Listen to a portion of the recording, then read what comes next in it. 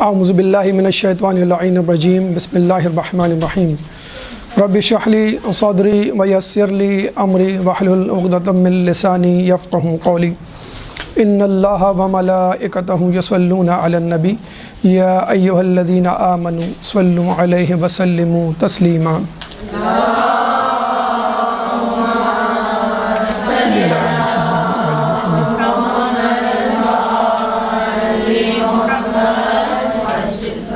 ایام فاطمیہ اپنے اختتام کی طرف رواز الدماء ہیں، لیکن شہزادی کونین فاطمۃ الزہرا سلام اللہ علیہ کے مصائب اور فضائل کا کوئی کنارہ نہیں۔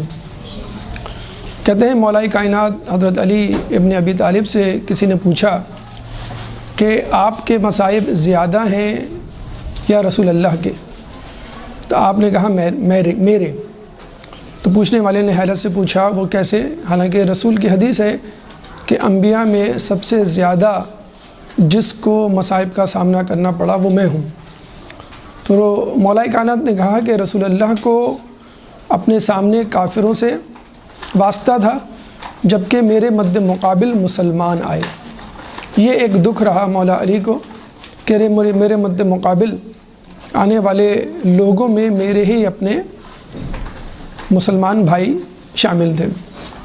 لیکن ہم یہ سمجھتے ہیں کہ مولا علی اور خود رسول اللہ کے مصائب سے زیادہ بی بی کے مصائب ہیں، کیونکہ مولا علی اور رسول اللہ کو ان کے مصائب کی وجہ سے کبھی مدینہ بدر نہیں کیا گیا۔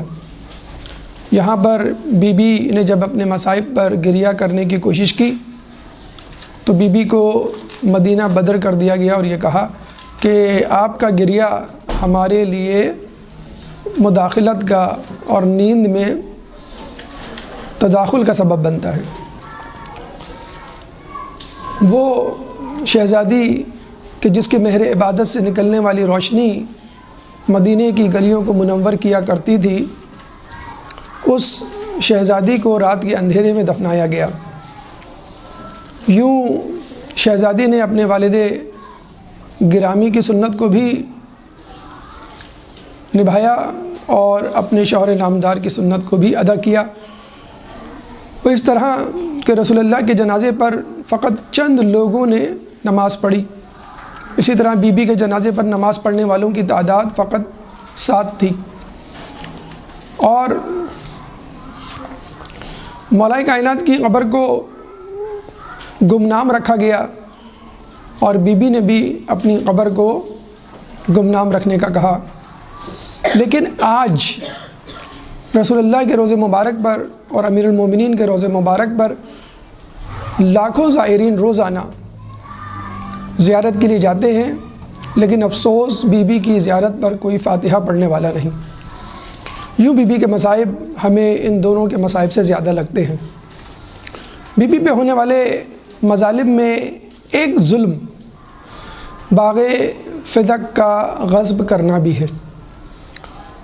اہل سنت کے بہت بڑے عالم دین شاہ عبداللہ محدث دہلوی شاہ ولی اللہ کے بڑے صاحبزادے حدیث کی کتاب مشکات شریف میں فرماتے ہیں از مشکل ترین قضاءِ قضیہ فاطمۃ الزہرا است، یعنی مشکل ترین قضیوں میں مسئلوں میں سب سے مشکل مسئلہ جناب زہرا کا ہے۔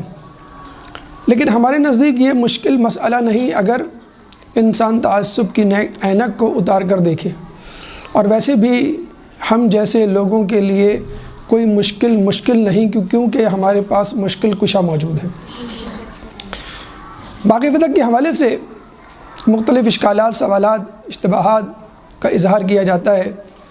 چنانچہ ہم آپ کے سامنے آج کی نشست میں 12 سوالات اور ان کے جوابات آپ کے سامنے پیش کریں گے۔ آئیے پہلے سوال کی طرف چلتے ہیں، اور وہ یہ ہے کہ باغ فدق کیا ہے؟ باغ فدق کھجوروں کے باغات پر مشتمل ایک باغ، کچھ تاریخ کی کتابوں میں ملتا ہے کہ یہ 7 باغات پر مشتمل ایک اراضی ہے، ایک پراپرٹی ہے، ایک قابل کاشت زمین، بلکہ زرخیز زمین۔ مدینے سے چند فرسخ اور آج کل کے حساب سے 140 کلومیٹر دور، اور اس آبادی پر یہودیوں کا قبضہ تھا۔ جب یہودی مدینے میں اپنے لیے مشکلات کا سامنا کر رہے تھے اور بدستور سازشوں میں مصروف تھے، تو ان یہودیوں کو مدینہ بدر کر دیا گیا تھا۔ تو یہ مدینہ کے اطراف بہت سارے علاقوں میں سمٹ گئے تھے۔ سب سے زیادہ اور مضبوط قلعہ خیبر کا تھا۔ اس کے بعد یہ علاقہ فدق کا قلعہ۔ خیبر اس لیے مشہور تھا کہ وہاں پر ملیٹنٹس، جنگجو سپاہی رہا کرتے تھے، سمجھ لیں ایک فوجی چھاونی تھی۔ اور فدق اس لیے مشہور تھا کہ یہ انتہائی زرخیز زمین تھی، اور یوں دیکھا جائے تو خیبر کی آمدنی بھی فدق سے پوری ہوا کرتی تھی۔ تو فدق ایک فوجی چھاونی تھا، اور خیبر اور فدق اس فوجی چھاونی کو معاشی کمک، مدد پہنچانے کے لیے ایک جگہ تھی۔ اور آپ کو معلوم ہے کہ اگر کسی ملک، کسی علاقے کی فوجی معاش پر ضرب لگ جائے تو وہ ملک، وہ علاقہ بہت جلد ہلاکت کی طرف چلا جاتا ہے۔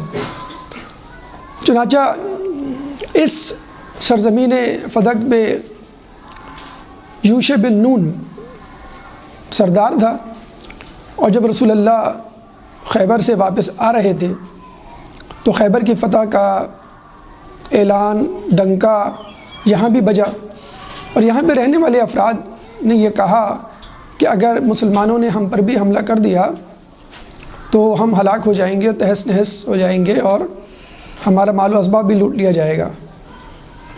چنانچہ انہوں نے آپ سے صلح کر لی۔ کہتے ہیں کہ اس فدق کی آمدنی بہت زیادہ تھی، انارمس اور ہیوج آؤٹ پٹ تھا اس کا، 24 تا 70 ہزار دینار سالانہ۔ شاید 24,000 یا 70,000 دینار آپ کی کیلکولیشن میں نہ آئیں یا نہ سمجھ میں آئیں، لیکن اس بات سے اندازہ لگا لیجئے فدق کی معاشی آؤٹ پٹ کی اہمیت کا، کہ 24,000 یا 70,000 کس طرح امپورٹنس کے حامل تھے اس زمانے میں، کہ رسول اللہ بنی ہاشم کی ضروریات کو پوری کرنے کے بعد یتیم مساکین کو خیرات کرنے کے بعد جو آمدنی بچتی تھی اس کو جنگی اخراجات میں خرچ کرتے تھے۔ یعنی کسی بھی ملک کا جو ملٹری بجٹ ہوتا ہے وہ بہت امپورٹنس کا حامل ہوتا ہے۔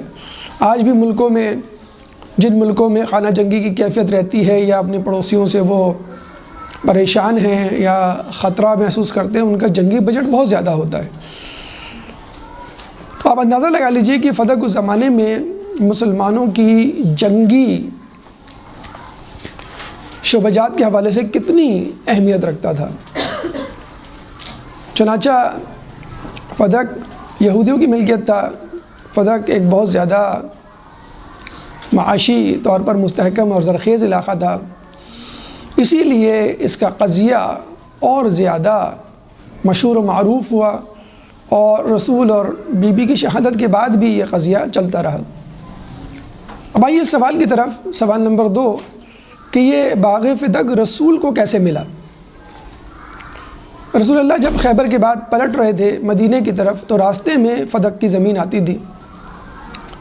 چنانچہ وہاں کے لوگوں نے یہ سوچا کہ اگر ہم نے مزاحمت کی تو یہ علاقہ ہمارے ہاتھ سے جائے گا۔ چنانچہ یوشع بن نون نے رسول اللہ کو پیغام بھجوایا کہ ہم آپ سے صلح کرنا چاہتے ہیں، اور صلح کے بدلے میں آدھا فدق آپ کو دینا چاہتے ہیں، اور اگر آپ چاہیں تو بقیہ جو زمین ہم آپ کو دیں گے اس زمین پہ ہم پہلے سے کاشتکاری کر رہے ہیں، ہم کرتے رہیں گے، اور اس کاشتکاری کے عوض آپ ہمیں کچھ اجرت دے دیجئے گا، اور آمدنی جو ہوگی، آؤٹ پٹ جو ہوگا وہ آپ کا ہوگا۔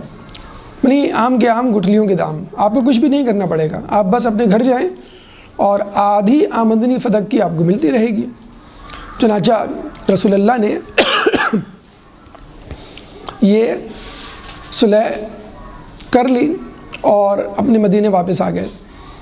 لیکن جو آیت فتح کی زمین کو رسول اللہ کو ہینڈ اوور کرنے کے لیے بتلائی جاتی ہے وہ اس وقت نہیں اتری، وہ اس سے پہلے اتر چکی تھی، اور وہ سورہ حشر کی آیت نمبر 6 اور 7۔ سورہ حشر قرآن کا 59واں سورہ ہے، چیپٹر 59 اور ورس نمبر 6 اور 7۔ کہتے ہیں، پہلے آیت سن لیجئے پھر اس کا بیک گراؤنڈ آپ کو بتاتے ہیں کہ جس کے تحت فتح کی زمین جو ہے وہ رسول اللہ کا حصہ بنی۔ اللہ تعالیٰ سورہ حشر آیت نمبر 6 اور 7 میں فرماتا ہے، وما افاء اللہ علی رسولہ منہم فما اوجفتم علیہ من خیل ولا رکاب ولکن اللہ رسولہ علی من یشاء واللہ علی کل شیء قدیر۔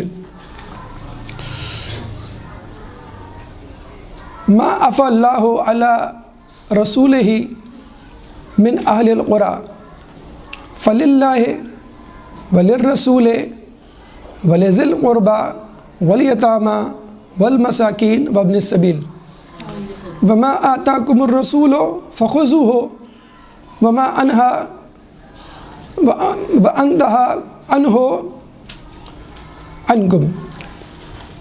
یعنی جو سب سے پہلے ہم اوپر چلتے ہیں کہ وما افاء اللہ علی رسولہ منہم، اور اللہ جب تمہارے رسول کو کوئی چیز ایسی دے دے کہ جس پر فما اوجفتم علیہ من خیل ولا رکاب، کہ جس کے لیے تم نے کوئی مشقت نہ اٹھائی، یعنی گھوڑے نہیں دوڑائے اور اونٹ نہیں دوڑائے، تو وہ مال اللہ کے رسول کا ہے۔ اور پھر ولکن اللہ رسولہ علی من یشاء، کہ اللہ تعالیٰ جس پر چاہے اپنے رسولوں کو غلبہ دے دیتا ہے، واللہ علی کل شیء قدیر، اور اللہ تعالیٰ ہر چیز پر قادر ہے۔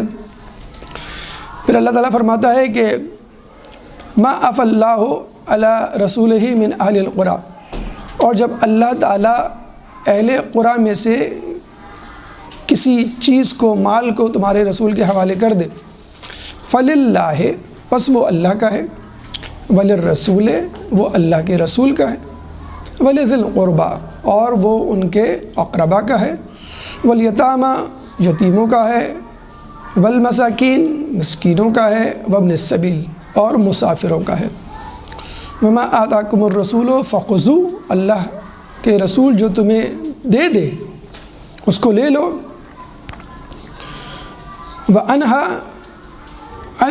وانتہا عنہ عنکم، یعنی جس چیز سے روکیں اس سے رک جاؤ۔ ایک درود پڑھ دیں محمد والے محمد۔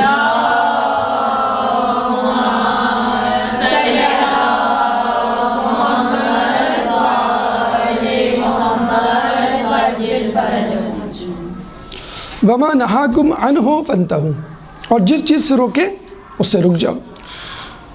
اب اس کا بیک گراؤنڈ سن لیجئے۔ بنو نذیر یہودیوں کا ایک قبیلہ تھا کہ جس نے مسلمانوں کے خلاف ریشہ دوانیاں کی، اور جنگ احد کے بعد جب مسلمانوں کے حوصلے پست ہوئے، ابو سفیان کے ساتھ کعب بن اشرف جو کہ یہودیوں کا سردار تھا بنو نذیر قبیلے میں، وہ گیا مکے اور حرم میں بیٹھ کر دونوں نے مل کر مسلمانوں کے خلاف ریشہ دوانیوں اور سازشوں کا فیصلہ کیا۔ 40 افراد ابو سفیان کی طرف سے، 40 افراد کعب بن اشرف کی طرف سے آئے۔ جب رسول اللہ کو اس سازش کا علم ہوا تو انہوں نے اپنے چندہ صاحب کے ساتھ بنو نذیر کے علاقے کی طرف رخ کیا اور ان سے ملاقات کی، تاکہ وہ معلوم کریں کہ ان کا پلان یا منصوبہ کیا ہے۔ بجائے اس کے کہ بنو قریظہ کوئی بات چیت کرتے، الٹا انہوں نے رسول اللہ کو قتل کرنے کا منصوبہ بنایا اور ایک شخص کو اس عمارت کے اوپر کھڑا کر دیا پتھر پھینکنے کے لیے کہ جس عمارت کے نیچے رسول اللہ استراحت فرما رہے تھے یا ان سے بات کر رہے تھے۔ رسول اللہ کو اللہ تعالیٰ نے وحی کے ذریعے بتلا دیا، چنانچہ رسول اللہ نے فوراً مدینے کا رخ کیا، اور پھر انہوں نے یہ فیصلہ کیا کہ بنو نذیر کو اس کی جو ہے وہ سزا ملنی چاہیے جو وہ کر رہے ہیں، یعنی مسلمانوں کے خلاف سازش بھی کر رہے ہیں اور رسول اللہ کو قتل کرنے کی بھی سازش۔ چنانچہ ایک چھوٹی سی فوج لے کر وہ بنو نجر کے قبیلے کی طرف گئے، علاقے کی طرف۔ جب انہوں نے مسلمانوں کو دیکھا تو ڈر گئے، تو رسول اللہ نے وہاں پہ اعلان کروایا کہ یا تو آپ جنگ کے لیے تیار ہو جائیں یا پھر علاقہ چھوڑ دیں۔ چنانچہ بنو نذیر نے وہ علاقہ چھوڑ دیا۔ وہاں پہ سارے باغات، مال، املاک اور جائیداد اور مکان تھے۔ اصحاب رسول اللہ کے پاس آئے اور کہنے لگے کہ آپ ان مال میں سے 1/4 آپ لے لیں اور 3/4 ہمیں دے دیں تاکہ ہم تقسیم کر لیں۔ تو اللہ تعالیٰ نے سورہ حشر کی آیت نمبر 6 اور 7 اتاری کہ وما افاء اللہ علی رسولہ منہ، کہ جو کچھ اللہ تعالیٰ رسول کو دے اس مال میں سے جس کے لیے تم نے کوئی زحمت نہیں اٹھائی تو اس میں تمہارا کوئی حصہ نہیں ہے، فقط یہ مال رسول اللہ کا ہے۔ پھر رسول اللہ کو ایک گائیڈ لائن دے دی کہ بھئی یہ مال تم کس طرح خرچ کرو، کہ یہ مال اللہ کے لیے ہے فلی اللہ ہے، اللہ کے رسول یعنی تمہاری ذاتی ضروریات اخراجات کے لیے ولی الرسول ہے، ولی ذی القربیٰ تمہارے خاندان والوں کے لیے، تمہارے عزیز و اقربا کے لیے، پھر والیتامیٰ والمساکین وابن السبیل یتیموں کے لیے ہے اور مساکین کے لیے اور مسافروں کے لیے ہے۔ اب یہاں سے مال فے کو سمجھ لیجئے، مال فے کیا ہے؟ مال فے اس آیت کے لفظ سے ہی نکالا گیا ہے، وما افاء اللہ، کہ جو کچھ اللہ تعالیٰ رسول کو دے بغیر لڑے تو وہ رسول کا ہے۔ تو مال فے وہ مال ہے جو مسلمانوں کو بغیر لڑائی کے ملے، اور مال غنیمت وہ مال ہے، اس کے مقابلے میں مال فے کے مقابلے میں مال غنیمت کا لفظ استعمال کیا جاتا ہے کہ مال غنیمت وہ مال ہے جو لڑ کر ملے۔ چنانچہ جو لڑ کر ملے، جس میں مسلمان یا لوگ محنت کریں اور جو لوگ جنگ میں شریک ہو، اس مال میں تو لوگوں کا حصہ ہے، وہ مال تقسیم کیا جاتا ہے۔ پیدل والے کو 1 ملتا ہے اور جو گھڑ سوار ہوتا ہے اس کو 2 حصے دگنے حصے ملتے ہیں۔ لیکن یہ مال یا کوئی بھی مال جو بغیر لڑے ملے وہ اللہ کا ہے خالصتاً۔ اچھا، مال غنیمت، مال فے اور وہ اراضی جو غیر آباد ہو، معدنیات، اس طرح کی 12 اقسام ہیں اموال کی جو مال انفال کے تحت آتی ہیں۔ مال انفال یعنی جس مال کا کوئی مالک مشخص نہ ہو اور اللہ کا رسول اس کے لیے فیصلہ کرے کہ یہ مال کس کا ہوگا۔ تو مال فے وہ مال جو مسلمانوں کو بغیر لڑے ملے، مال غنیمت وہ مال جو مسلمانوں کو لڑنے کے بعد ملے، یہ مال فے ہے۔ اب مال فے کا مصرف کیا ہو، اللہ کے رسول کا ہے، وہ جس طرح چاہے خرچ کریں، لیکن اللہ تعالیٰ نے ایک گائیڈ لائن، ایک ٹپ دے دی کہ اگر ان چیزوں کا خیال رکھو تو بہت اچھا ہوگا۔ 6 یوٹیلیٹیز، 6 استعمالات بتلا دیے، یعنی اللہ کا مال ہے، رسول کا مال ہے، عزیز و اقربا کا مال ہے، یتیموں کا مال ہے، مسکینوں کا مال ہے اور مسافروں کا مال ہے۔ اچھا، اب دیکھیے کہ یہ مال ہے تو 6 یوٹیلیٹیز یا استعمالات کے لیے، لیکن گھوم پھر کے رسول ہی کا حصہ بنتا ہے، یعنی اللہ کے لیے ظاہر سی بات ہے، اللہ تو بے نیاز ہے، اللہ ان چیزوں کو استعمال نہیں کرے گا، رسول کو ملے گا، رسول کا مال رسول کا ہے۔ ولی ذی القربیٰ، رسول کے رشتہ دار، اللہ کے رسول فیصلہ کریں گے میں کس رشتہ دار کو دوں کس کو نہ دوں۔ پھر یتیم، مسکین اور مسافر، اس کا فیصلہ بھی رسول کریں گے۔ چھٹے امام جعفر صادق علیہ السلام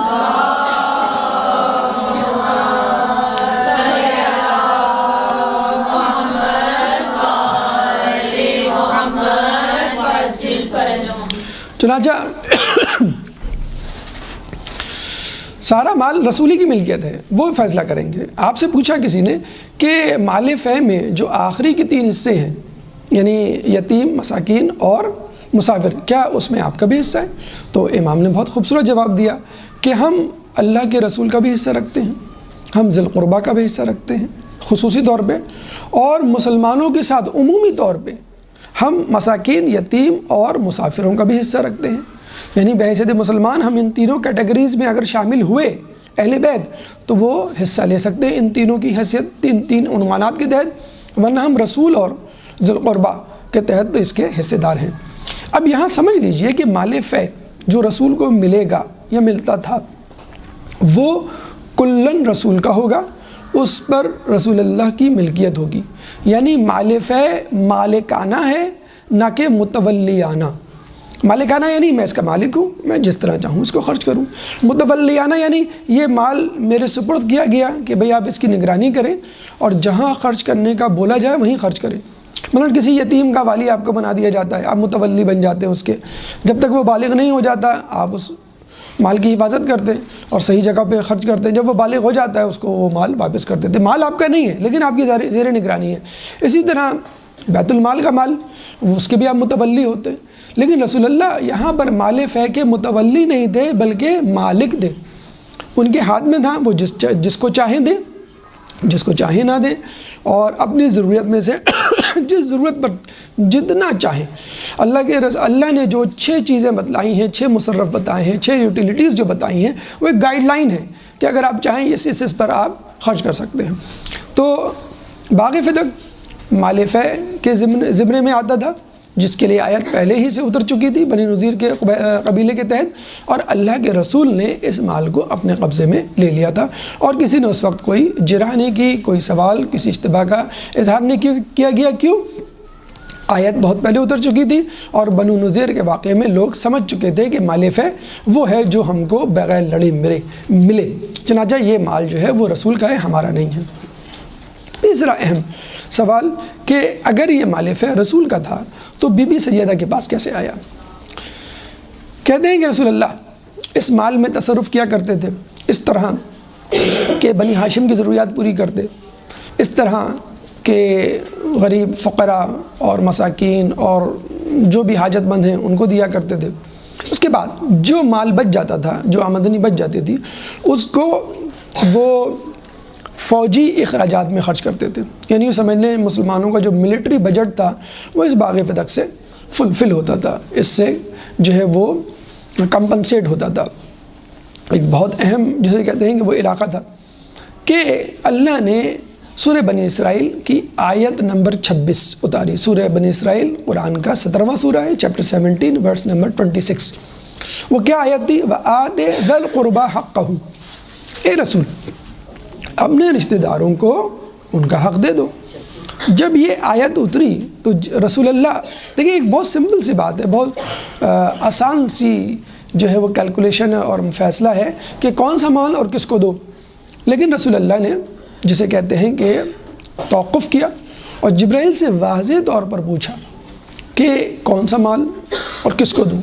تو جبرائیل نے کہا باغ فتق اپنی بیٹی فاطمہ الزہرا کو دے۔ ازواج مطہرات کا نام نہیں لیا، چچا عباس، حضرت عباس جو اس وقت موجود تھے ان کا نہیں نام لیا، اور دیگر عزاز قرائب کا نام نہیں لیا۔ کن کا نام لیا؟ جناب فاطمہ الزہرا۔ اب یہاں پہ ایک سوال اٹھتا ہے کہ رسول اللہ نے یہ مال بی بی کو کیوں دیا، یا یوں سمجھ لیجئے اللہ تعالیٰ نے رسول کو کیوں کہا کہ یہ مال بی بی کو دے دو؟ حالانکہ ہمیں بہت سارے ایسے واقعات ملتے ہیں کہ جس میں ہمیں معلوم چلتا ہے کہ رسول اللہ نے باغ فتق تو بہت دور کی بات، ایک چھوٹی سی چیز بھی اہل بیت کے لیے جس سے دنیاویت یا دنیا کی محبت چھل کے رکھنا گوارا نہیں کی۔ جناب زہرا اپنے دروازے پہ ایک رنگین نیا پردہ لٹکا لیتی ہیں تو رسول اللہ پہ یوں سمجھ لیجئے کہ ایک بہت بڑا پہاڑ ٹوٹ پڑتا ہے۔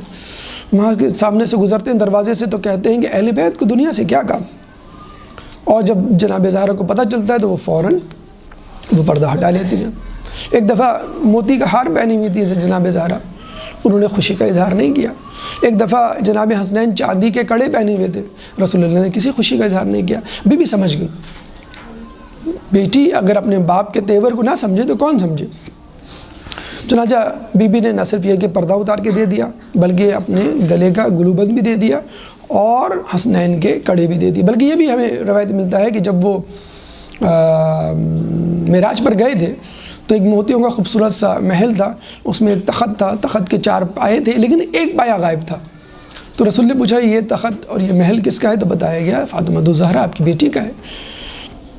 تو ہم نے کہا اس میں ایک پایا غائب ہے، تو بتایا گیا کہ یہ اس گلوبند کے عوض ہے جو انہوں نے پہنا ہوا ہے۔ تو اہل بیت کو دنیا سے کیا کام؟ جناب حسنین کے کڑے نہیں، آپ کا گلوبند نہیں، دروازے پہ نیا پردہ تک نہیں، تو ایسے میں رسول کو کیا پڑی تھی کہ نعوذ باللہ من ذالک لگ رہا ہے کہ وہ اہل بیت کو دنیا کی دعوت دے رہے ہیں۔ پہلی بات تو یہ کہ وما ینطق عن الہوی ان ہوا الا وحی یوحی، کہ رسول اپنی زبان سے کچھ نکالتے ہی نہیں، کہتے ہی نہیں، سوائے اس کے جو ان کو وحی کی جائے۔ تو جو رسول اذن الہی کے بغیر نہ بولے تو وہ اذن الہی کے بغیر اپنا ہاتھ کیسے ہلا سکتا ہے، کوئی کام کیسے کر سکتا ہے؟ چنانچہ وآت ذی القربى حقہ، سورہ بنی اسرائیل آیت نمبر 26 اتری تو رسول اللہ نے یہ مال جناب سیدہ کو دیا۔ اور اس بارے میں بہت ساری روایات ہیں۔ ایک روایت ابو سعید خدری کی ہے، کشف الغطاء ہماری کتاب میں موجود ہے، اور اہل تسنن میں یہ حدیث جو ہے کنز العمال اور در منصور، تفسیر در منصور جلال الدین سیوطی کی، اس میں موجود ہے۔ عطیہ نامی صحابی جابر بن عبداللہ انصاری کے غالباً غلام، ان سے مروی آیت کشف الغطاء میں موجود ہے۔ اس کے علاوہ مولا علی سے بھی یہ روایت مروی ہے کہ جب یہ آیت اتری تو رسول اللہ نے باغ فدق جناب زہرا کو دیا، یہ روایت بھی کشف الغطاء میں اور اہل تسنن کی کتاب تفسیر در منصور میں موجود ہے۔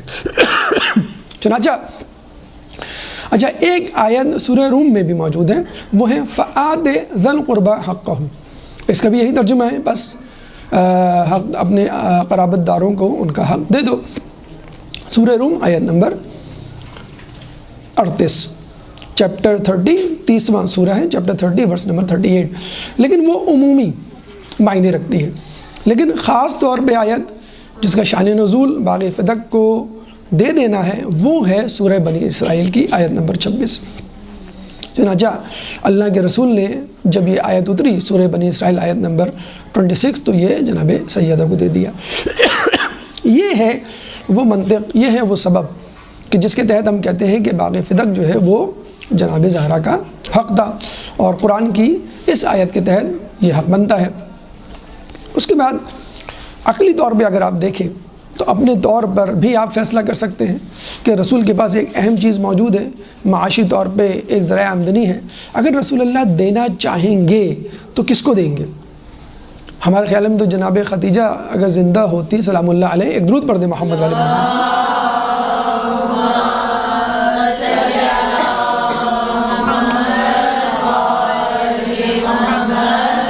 زندہ ہوتی تو ان کو دیتے۔ کیوں؟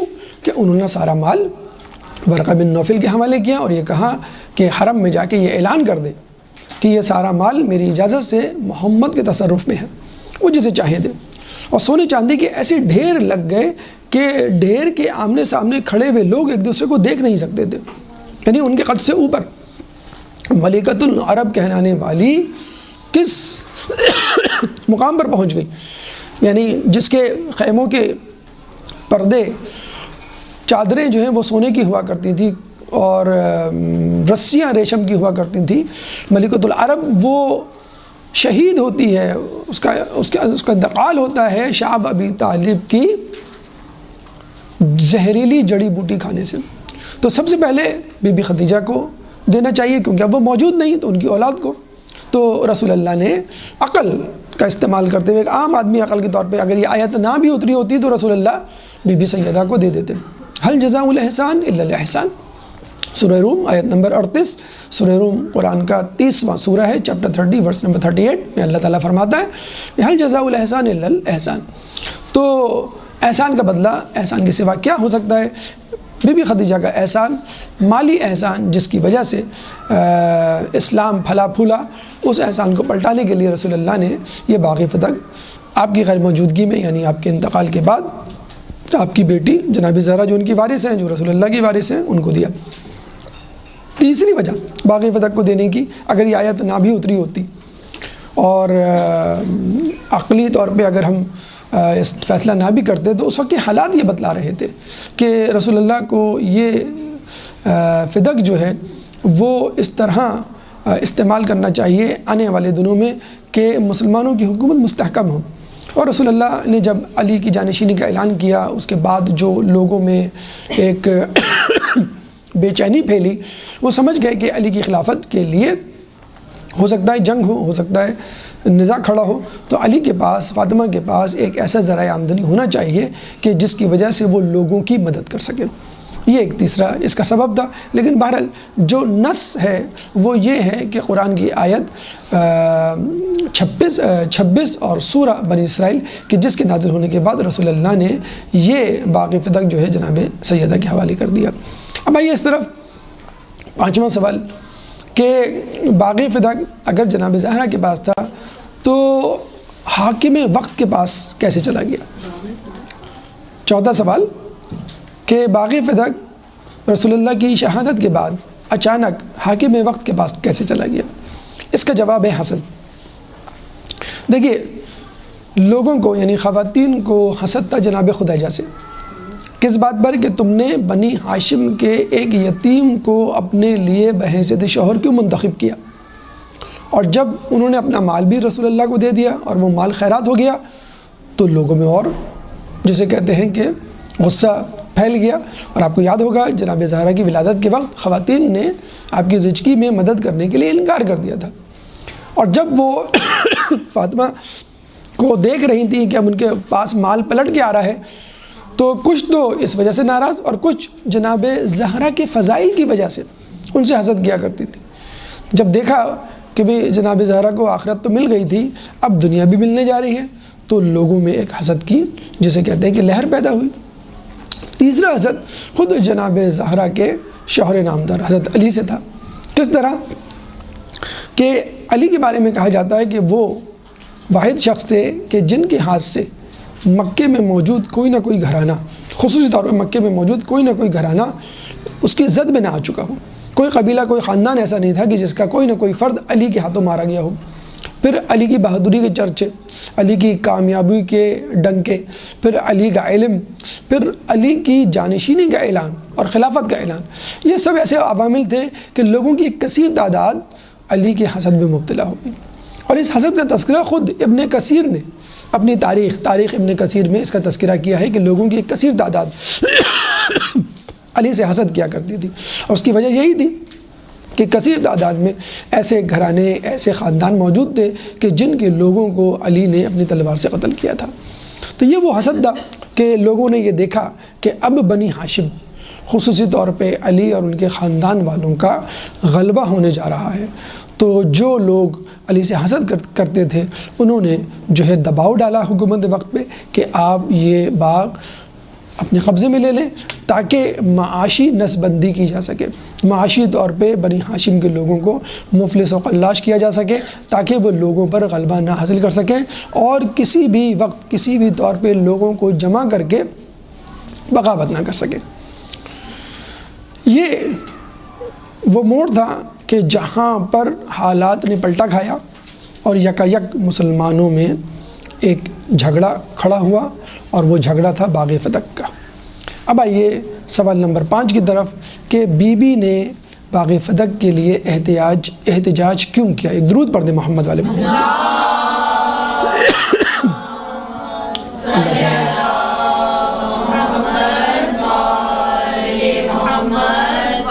دیکھیے، ابھی ہم نے تذکرہ کیا کہ اہل بیت کو رسول اللہ دنیا سے دور رکھتے تھے۔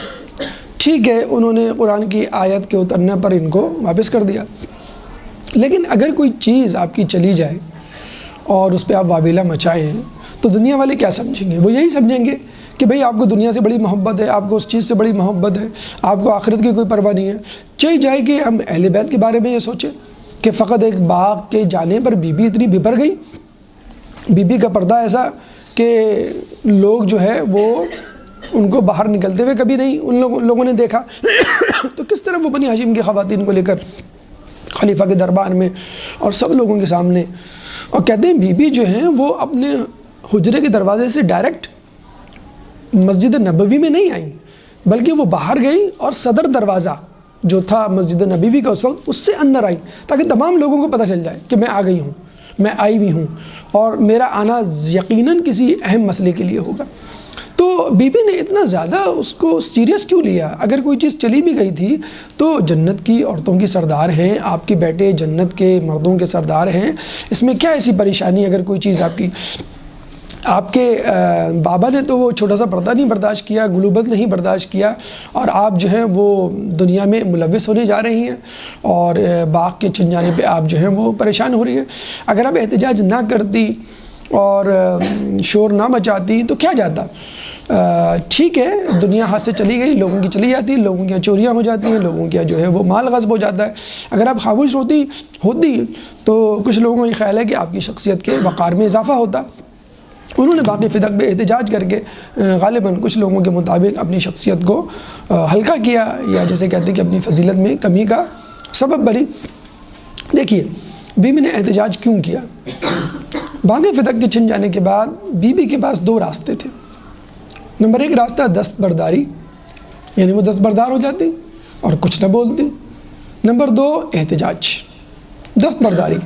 اگر بی بی دستبردار ہو جاتی اور کچھ نہ بولتی تو پہلی بات تو یہ ہے کہ تاریخ مسخ ہو جاتی۔ اس وقت تمام تر شواہد سامنے ہیں، بی بی کا احتجاج سامنے ہے، بی بی کا خطبہ فدق کتابوں میں موجود ہے، بی بی کی ناراضگی اہل تسنن اور دیگر افراد کی کتابوں میں موجود ہے۔ اس کے باوجود کہا یہ جاتا ہے کہ قضیہ فدق کوئی قضیہ نہیں تھا، باغ فدق غضب نہیں ہوا تھا، باغ فدق آپ کی پراپرٹی ہی نہیں تھی، باغ فدق پہ احتجاج جو ہے وہ غلط ہوا تھا، نعوذ باللہ من ذالک۔ تو اگر بی بی احتجاج نہ کرتی تو کیا ہوتا؟ پھر تو لوگ تسلیم ہی نہیں کرتے باغ فدق نام کی کوئی چیز ہے۔ چنانچہ بی بی نے تاریخ کو مسخ ہونے سے بچانے کے لیے یہ احتجاج کیا کہ ریکارڈ پہ یہ بات آ جائے کہ باغ فدق میرا تھا اور باغ فدق کو غصب کیا گیا۔ نمبر دو، دستبرداری اگر ہوتی اور بی بی دستبردار ہو جاتی تو قیامت تک کے لیے مظلوم کبھی ظالم کے سامنے نہ بولتا، اور یہی کہا جاتا ہے کہ بھئی دیکھو بی بی ظالم کے سامنے خاموش رہی، بی بی نے جو ہے اپنے حق کو چھن جانے کے بعد نہیں مانگا، بی بی جو ہے وہ خاموش رہی، تو تم کیوں واویلا مچا رہے ہو؟ قیامت تک کوئی بھی مظلوم ظالم کے سامنے نہ آتا اور نہ ہی کوئی مظلوم سے اس کے ظلم کو دور کرتا، اور نہ ہی کوئی ظالم کے خلاف تلوار اٹھاتا۔ جیسے عیسائی مذہب میں ہے کہ ایک گال پہ کوئی مارے تو آپ دوسرا گال پیش کر دیں۔ تو یہ ریکارڈ کو صحیح کرنے کے لیے نمبر ایک۔ نمبر دو، مظلوم کی ہمت بڑھانے کے لیے کہ دیکھو میں بھی گئی تھی اپنا حق مانگنے، تم بھی جا سکتے ہو۔ اب دیکھیے بی بی کی طرف جو دوسرا راستہ تھا اور جس کو بی بی نے اختیار کیا، یعنی احتجاج کا راستہ، بی بی کے احتجاج کے راستے کو اپنانے کی وجہ سے کیا فائدہ ہوا؟ پہلے تو یہی دو فائدے جو نہ کرنے پر ہاتھ سے نکل جاتے، یعنی بی بی نے جو ہے وہ تاریخ کو مسخ ہونے سے بچایا اور تاریخ پر یہ بات آ گئی کہ باغ فدق آپ کا تھا جو غصب کیا گیا۔ نمبر دو، بی بی نے مظلوم کی ہمت بڑھائی۔ نمبر تین، آپ اگر دیکھیں غور کریں تو بی بی باغ فدق کے بہانے مسلمانوں کو ان کی گمراہی، مسلمانوں کو ان کی بے وفائی اور اسلام کے دشمنوں کو بے نقاب کرنے گئی تھیں۔ باغ فدق سے ہی ہمیں معلوم ہوا کہ بی بی کس سے ناراض ہوئی، باغ فدق سے ہمیں معلوم ہوا بی بی نے کن لوگوں کو اپنے جنازے میں آنے سے منع کیا، باغ فدق سے ہم کو معلوم ہوا کہ بی بی نے جو ہے وہ وقت آخر جو ہے لوگوں سے منہ موڑ لیا۔ لیکن جو سب سے اہم بات لوگ اکثر اس کو نظر انداز کر دیتے ہیں وہ یہ کہ بی بی کا اگر آپ باغ فدق کا خطبہ پڑھیں تو اس میں خلافت علی اور امت کی بے وفائی کا تذکرہ زیادہ ملے گا بنسبت باغ فدق کے۔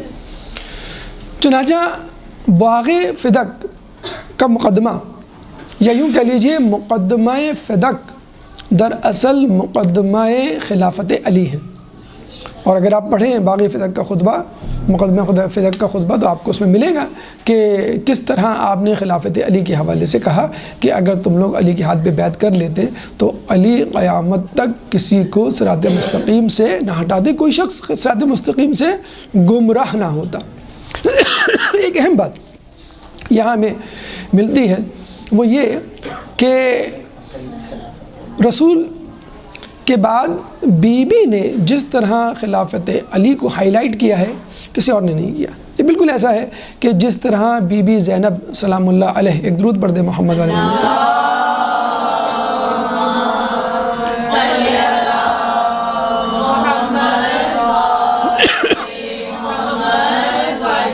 یعنی بی بی زینب نے کربلا کے میدان میں جو کام انجام دیا وہی کام بی بی سیدہ نے مدینہ کی گلی میں انجام دیا۔ جس طرح بی بی زینب کی وجہ سے امام مظلوم امام حسین پر ہونے والے مظالم لوگوں پہ آشکار ہوئے، اسی طرح بی بی سیدہ کے احتجاج کی وجہ سے علی پہ ہونے والا ظلم منکشف ہوا۔ علامہ مینی اپنی کتاب اسلام کی مثالی خاتون میں بڑا اچھا جملہ کہتے ہیں کہ عورتوں کو اپنی گفتگو کی عادت کو پازیٹیولی یوز کرنا چاہیے، جو عورتوں پہ الزام ہوتا ہے عورتیں بہت بولتی ہیں، تو عورتوں کو چاہیے امر بالمعروف و نہی عن المنکر کا فریضہ اپنا لیں. جس طرح بی بی زینب نے احتجاج کیا امام مظلوم کے لیے، اپنے بھائی کے لیے، جس طرح بی بی سیدہ نے احتجاج کیا اپنے شوہروں کے لیے.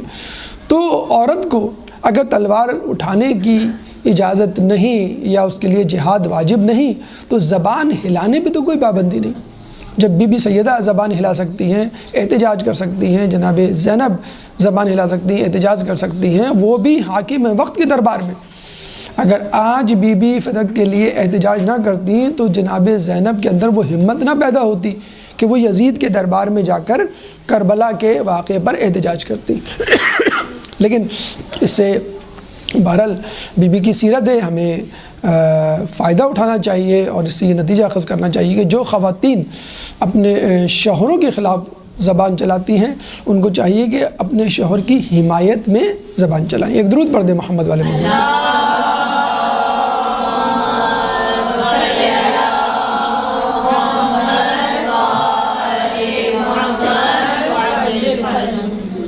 اب آئیے چھٹے سوال کی طرف کہ علی نے باغ فتق پر احتجاج کیوں نہیں کیا. چلیں بی بی کو نہیں کرنا چاہیے تھا، کر لیا اور ہم نے اس کا جواب بھی دے دیا. تو علی تو ان سے زیادہ بہادر تھے، علی مرد تھے، علی فاتح خیبر تھے، وہ کیوں نہیں آئے احتجاج کرنے کے لیے؟ پہلی بات تو یہ اس کا جواب کہ باغ فتق جناب سیدہ کا تھا، علی کا نہیں تھا. تو مقدمہ لڑنے کے لیے بھی بی بی سیدہ کو آنا چاہیے. ٹھیک ہے ان کی سپورٹ میں ان کے گواہ کے طور پہ آ گئے، لیکن جو مدعی ہے جسے کہتے ہیں نا کہ ایف آئی آر کٹوانے دو، بی بی آئیں گی. نمبر 2، اگر علی آ جاتے تو علی پہ یہ الزام لگ جاتا کہ آپ فتق کے بہانے خلافت مانگنے آئے ہیں. چنانچہ علی مقدمہ فتق کے لیے اس کو جسے کہتے ہیں رجسٹرڈ کرنے کے لیے ہاں گواہ کے طور پہ ہو گئے. دوسری بات ہے کہ علی نے احتجاج تو نہ کیا لیکن اعتراض کیا، اور وہی ان کا احتجاج تھا کہ جب وہ خلیفہ سے ملے، حاکم وقت سے یہ کہا کہ تم نے بی بی سے گواہان کیوں مانگے. ابھی ہم تفصیل بتائیں گے کہ اس مقدمے کی جو کارروائی تھی ان کیمرہ تو نہیں تھی، اوپن تھی، تو کیا کیا ہوا. تو گواہان مانگے گئے تھے، آپ کو معلوم ہے. تو علی نے کہا کہ تم نے فاطمہ سے گواہان کیوں مانگے. انہوں نے کہا کہ بھائی انہوں نے دعویٰ کیا تھا کہ باغ فتق میرا ہے، تو میں نے کہا ٹھیک ہے اگر آپ کا ہے تو آپ جو ہے وہ گواہان پیش کریں، اس لیے میں نے گواہ مانگے تاکہ ثابت کریں اپنے آپ کو. تو علی نے کہا کہ کیا تم ہمارا فیصلہ عام مسلمانوں کے فیصلے سے مختلف کرتے ہو. انہوں نے کہا کہ کیسے؟ کہ دیکھو اگر کسی شخص کے پاس کوئی مال ہو اور میں اس کی ملکیت کا دعویٰ کروں اور ہم دونوں میں جھگڑا ہو اور ہم دونوں یہ جھگڑا، یہ نزاع، یہ قضیہ لے کر تمہاری عدالت میں آئیں تو مجھے بتاؤ تم گواہان کس سے مانگو گے، مجھ سے یا اس شخص سے؟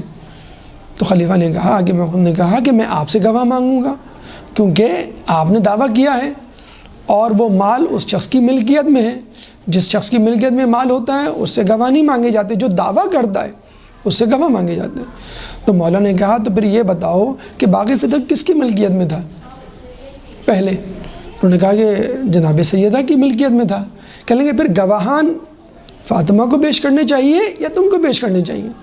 اس پہ وہ خاموش ہو گئے. کتنا خوبصورت، کتنا مدلل جسے جواب کہ دیکھیں آپ کو میں بلکہ ایک نئی جہت سے یہ بات سمجھا دوں اور آپ شاید اس سے واقف بھی ہوں گے. لا میں، قانون میں، پراپرٹی کے لا میں ایک لفظ استعمال کیا جاتا ہے اسٹے آرڈر. آپ لوگ پاکستان میں کراچی میں خصوصی طور پہ پراپرٹی کے جھگڑے بہت زیادہ ہیں. ہوتا کیا ہے، اگر کوئی شخص کسی مکان میں رہتا ہے، ایک دوسرا شخص آگے کہتا ہے یہ مکان میرا ہے، تو وہ کہتا ہے کہ بھائی تمہارا کیسے؟ اگر تم چاہو تو کیس کر دو، تو وہ کیس کر دیتا ہے. یا جو بھی جو ہے شخص جب کیس عدالت میں جاتا ہے تو عدالت کیا کہتی ہے؟ کیا فوراً اس شخص کو نکال دیتی ہے مال سے، مکان سے؟ نہیں. کیا کہتی ہے کہ جب تک اس فیصلے کا، اس مقدمے کا فیصلہ نہیں ہو جاتا آپ اس مکان میں رہیں گے. جب فیصلہ ہو جائے گا تو اگر آپ کے حق میں ہوا تو you will continue to stay use your property, اور آپ کے حق میں نہیں ہوا تو پھر آپ کو چھوڑنا پڑے گا. تو ہونا یہ چاہیے تھا کہ باغ فتق بی بی کے قبضے میں تھا، ان کے تصرف میں تھا. چنانچہ ان کے تصرف میں رکھتے ہوئے مقدمے کو دائر کیا جاتا، ان پہ الزام لگایا جاتا، گواہان پیش کیے جاتے، اور جب ثابت ہو جاتا تو پھر ان سے جو ہے وہ باغ فدق چھینا جاتا۔ جب بی بی دربار میں گئی ہیں، مسجد نبی میں گئی ہیں، لوگوں کے سامنے جب قضیہ پیش کیا ہے تو پہلا جملہ کیا کہا کہ تم نے ہمارے کارکنوں کو، کام کرنے والوں کو، مزدوروں کو، ملازمین کو ہمارے باغ فدق سے کیوں نکالا؟ یعنی وہ قبضہ کر چکے تھے اور پھر مقدمہ سٹارٹ ہو رہا ہے۔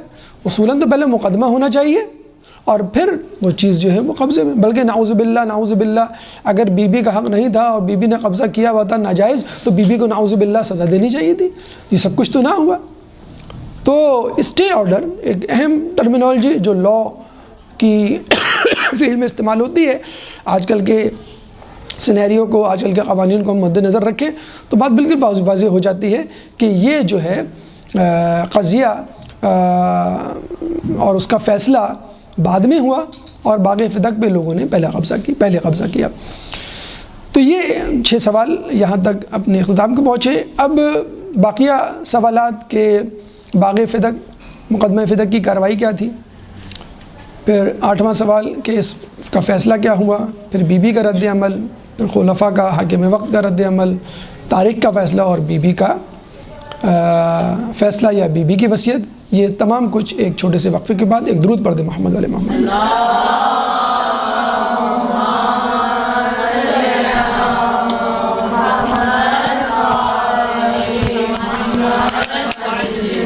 گفتگو کا سلسلہ وہیں سے ہم شروع کرتے ہیں۔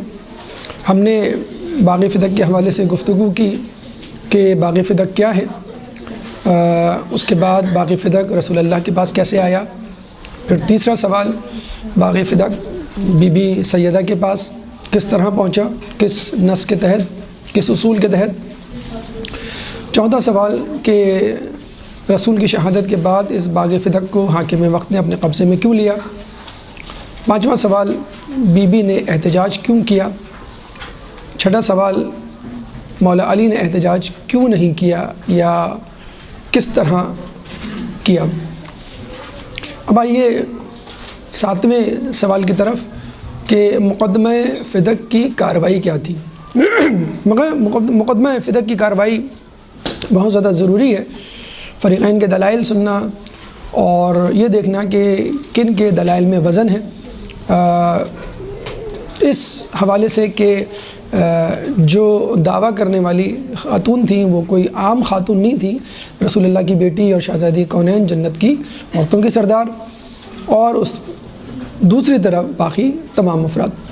چنانچہ بی بی سیدہ کو جب پتہ چلتا ہے کہ میرے باغ فدق میں کام کرنے والے لوگوں کو وہاں سے نکال دیا گیا ہے تو وہ خلیفہ کے دربار میں یعنی مسجد نبوی میں آتی ہیں، اور یہ بھی کہا جاتا ہے کہ وہ مرکزی دروازے سے داخل ہوتی ہیں تاکہ لوگوں کو پتہ چل جائے کہ کوئی اہم بات ہونے جا رہی ہے اور زیادہ سے زیادہ لوگوں کو جو ہے وہ معلوم ہو تاکہ مقدمے کی کارروائی اور یہ قضیہ لوگوں پر واضح طور پر آشکار ہو سکے۔ چنانچہ بی بی جب دعویٰ کرتی ہیں، احتجاج کرتی ہیں تو ان سے کہا جاتا ہے کہ آپ گواہان لے کر آئیں کہ یہ باغ فدق جو ہے وہ آپ کا ہے۔ اچھا، اس باغ فدق کی کارروائی کو ہم 3 جہتوں سے دیکھ سکتے ہیں۔ نمبر 1 بطور ہبہ، نمبر 2 بطور میراث، اور نمبر 3 بطور صدقہ۔ بطور ہبہ اور بطور میراث تو خود بی بی سیدہ کی طرف سے دعویٰ تھا، اور بطور صدقہ حاکم وقت کی طرف سے دعویٰ تھا کہ یہ صدقہ ہے نہ کہ ہبہ یا کوئی میراث۔ چنانچہ پہلے جو دعویٰ کیا گیا وہ ہبہ کے حوالے سے کہ رسول نے مجھے دیا تھا، یہ باغ میرا ہے اور تم نے اس پر کیوں قبضہ کیا۔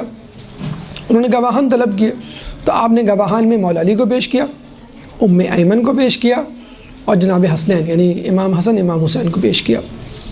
اب لوگوں نے آپ کی طرف سے پیش کیے جانے والے گواہان میں کچھ نقائص بتلائے اور یہ کہا کہ گواہی ناکافی ہے۔ وہ نقائص کیا تھے یا ان گواہان کی گواہی کو قبول کیوں نہیں کیا گیا؟ 3 طریقے سے اعتراض کیے گئے، ان اعتراضات کے جوابات بھی ہم آپ کو دیتے چلیں۔ پہلا اعتراض یہ کیا گیا کہ گواہی ناکافی ہے، عددن، یعنی مولا علی تھے اور ام ایمن، تو مولا علی کے ساتھ ایک مرد ہونا چاہیے تھا یا ام ایمن کے ساتھ ایک عورت، تاکہ دو مرد یا ایک مرد دو عورتوں والی گواہی مکمل ہو جائے۔ عددن کے حوالے سے ہم جواب دیتے چلیں کہ دیکھیں، مولا علی کو فقط ایک فرد سمجھنا یا مولا علی کے ووٹ کو فقط ایک ووٹ سمجھنا، یہ انتہائی جسے کہتے ہیں کہ حقارت آمیز رویہ ہے مولا علی کے ساتھ۔ دیکھیں، کوئی ایسا عموم نہیں، کوئی ایسا عمومی مسئلہ نہیں جس میں ایکسیپشنز، تخصص نہ ہو۔ کیا مولا علی کی حیثیت، مقام و مرتبہ خزیمہ بن ثابت سے کم تھا کہ جن کو رسول اللہ نے ذو الشہادتین کہا تھا، اور ان کی شہادت، ان کی گواہی پر وہ مقدمات کے فیصلے کر دیا کرتے تھے، اور رسول کے بعد بھی خزیمہ بن ثابت کی گواہی پر بغیر کسی دوسرے گواہ کو طلب کیے فیصلے ہو جاتے تھے؟ تو کیا مولا علی کی حیثیت اور قابلیت اور مقام و مرتبہ خزیمہ بن ثابت سے بھی کم تھا؟ بلکہ ہمیں تو روایت میں یہ بھی ملتا ہے کہ جابر بن عبداللہ انصاری نے ایک دفعہ خلیفہ کے سامنے آگے کہا کہ رسول نے مجھ سے کہا تھا کہ بحرین کے خراج میں تمہارا بھی حصہ ہوگا، چنانچہ بحرین کا خراج آیا ہے تو مجھے اس میں سے حصہ دو۔ تو خلیفہ نے ان سے کوئی گواہ نہیں طلب کیا مزید، کوئی دوسرا۔ تو کیا علی کی حیثیت جابر بن عبداللہ انصاری خزیمہ بن ثابت سے کم ہے کہ آپ ان سے کہہ رہے ہیں کہ آپ ایک اور جو ہیں وہ گواہ لے کر آئیں؟ پھر ام ایمن، جناب سیدہ کی کنیز، جن کو خود آپ نے جنت کی بشارت دی تھی، بلکہ انہوں نے گواہی دینے سے پہلے حاکم وقت سے پوچھا، تم کو معلوم ہے کہ میرے لیے جنت کی گواہی دی گئی ہے؟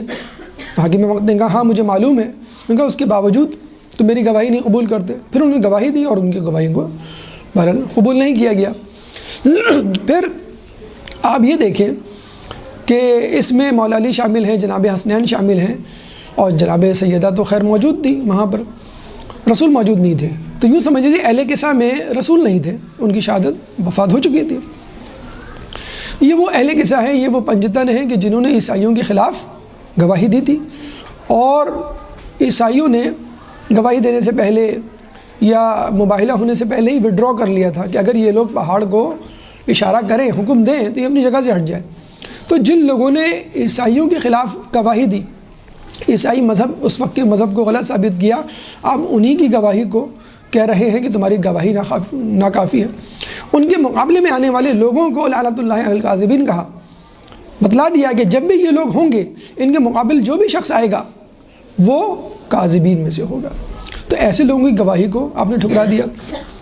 پھر ایک دوسرا اعتراض کیا گیا ہے کہ مولا علی چونکہ ان کے شوہر ہیں، رشتہ داروں کی گواہی کو قبول نہیں کیا جا سکتا، حالانکہ یہ وہی مولا علی ہیں جو کوفے میں اپنی خلافت کے دور میں اپنے بھائی کے ہاتھ میں گرم گرم سلاخ دے دیتے ہیں کہ جب وہ ان سے قرض یا پیسہ مانگتے ہیں کہ کیا تم مجھ سے جہنم کی آگ کا تقاضا کر رہے ہو؟ تو جو شخص تصرف اور حاکمیت اور اختیار رکھنے کے باوجود اپنے رشتہ داروں کو، اپنے سگے بھائی کو نہ نوازے، عقیل ابن ابی طالب کو، تو یہ کیسے ممکن ہے کہ وہ اپنی بیوی کی شہادت کے لیے کوئی جھوٹی بات کرے؟ تیسرا اعتراض جناب حسنین پہ کیا گیا، یہ صغیر سن ہیں، یعنی چھوٹے ہیں، کم عمر، ان کی گواہی کو قبول نہیں کیا جائے گا۔ حالانکہ ایک دفعہ مولا علی جب اپنی زرہ کے سلسلے میں بطور گواہ امام حسن کو لے کے جاتے ہیں اور قاضی ان کی گواہی کو قبول نہیں کرتا، تو مولا کہتے ہیں کہ کیا جنتی کی گواہی بھی ناقابل قبول ہے؟ جنتی کیا، وہ تو جنت کے مردوں کے سردار، تو ان کی بھی گواہی قابل قبول نہیں۔ اور پھر یہ کہنا کہ حسن و حسین صغیر سن ہیں، تو خود مولانا شبلی الفاروق نامی کتاب میں جو خلیفہ دوم کی سیرت کے حوالے سے لکھی گئی ہے، صفحہ نمبر 361 میں فرماتے ہیں کہ عبداللہ ابن عباس کی کم عمری کے باوجود خلیفہ دوم ان کو اپنی مجلس میں بٹھایا کرتے تھے، ان سے مشورے لیا کرتے تھے، اور ان کی باتوں کو سن کر اس پہ عمل کیا کرتے تھے اور اس کی تصدیق کیا کرتے تھے، یعنی کم عمری کی وجہ سے ان کو ٹھکراتے نہیں تھے۔ اور یہاں پر آپ جناب حسنین کو صغیر سن کہہ کے ان کی گواہی کو رد کر رہے ہیں۔ کیا جناب حسنین کا رتبہ عبداللہ بن عباس سے بھی کم ہے؟ تو عدد کے اعتبار سے، رشتہ داری کے حوالے سے، یا صغیر سنی کے حوالے سے، کم عمری کی وجہ سے آپ نے جن لوگوں کی گواہی کو جھٹلایا ہے، ان لوگوں کا قد کاٹ، ان لوگوں کا مقام و مرتبہ آپ کو مد نظر رکھنا چاہیے۔ اور یہ بات بھی مد نظر رکھنی چاہیے کہ ہر کیس میں، ہر مسئلے میں ایک استثناء ہوتا ہے جو ہمیشہ سے استعمال ہوا ہے، اور رسول اللہ نے بھی اس کو استعمال کیا، اور خود رسول اللہ کے بعد مسلمانوں نے بھی استعمال کیا۔ بہرحال جب بی بی نے یہ دیکھا کہ بطور ہبہ یہ مجھے باغ فدق نہیں دے رہے اور میرا حق تسلیم نہیں کر رہے، تو بی بی نے کہا کہ بطور میراث ہی مجھے دے دو۔ یعنی اگر رسول نے اپنی زندگی میں مجھے یہ باغ ہبہ نہیں کیا، فرض کر لیں، تو ٹھیک ہے، ان کے مرنے کے بعد باپ کی میراث ان کی بیٹی کو، ان کی اولاد کو ملتی ہے، اور ان کی اولاد میں، یعنی رسول کی اولاد میں فقط جناب سیدہ تھی، تم بطور میراث مجھے دے دو۔ اب اس مقدمے نے ایک دوسرا رخ اختیار کر لیا۔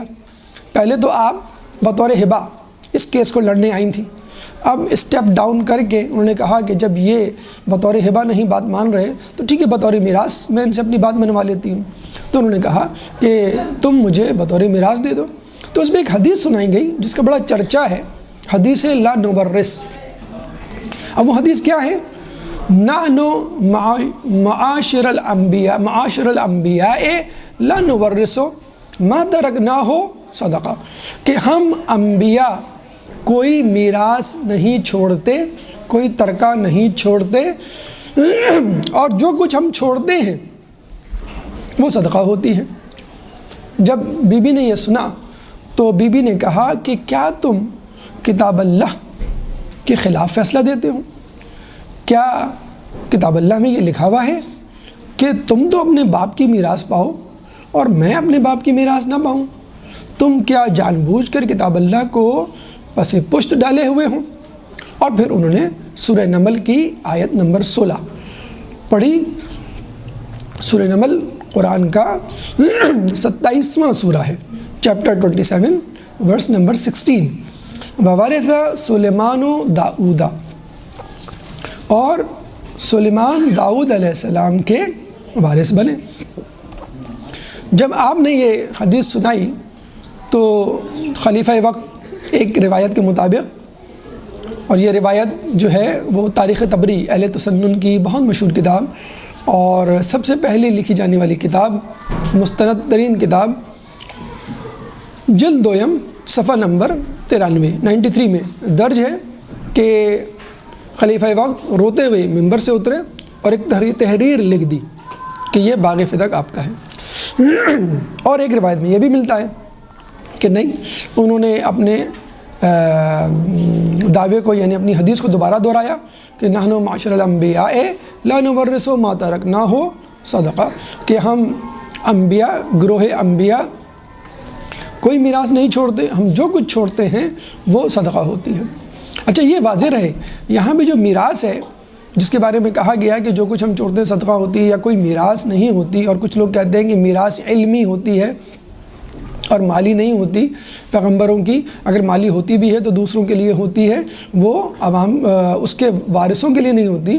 تو یہ یاد رکھ لیجئے، تفسیر کشاف اور تفسیر بیضاوی دونوں اہل سنت کی کتابیں ہیں کہ جس میں یہ واضح طور پہ درج ہے اس آیت کی تفسیر کے ضمن میں کہ سلیمان علیہ السلام نے اپنے باپ حضرت داؤد علیہ السلام سے 10,000 گھوڑے بطور میراث پائے۔ یہاں بھی یہ بات ثابت ہو گئی کہ یہاں بھی جو میراث ہے وہ مالی میراث کی بات ہو رہی ہے، علمی بات نہیں ہو رہی، علمی حوالے سے۔ چنانچہ بی بی نے جب یہ آیت پڑھی، انہوں نے دوبارہ اسی بات کو دہرایا کہ ہم گروہ انبیاء کوئی میراث نہیں چھوڑتے، ہم جو کچھ چھوڑتے ہیں وہ صدقہ ہوتی ہے۔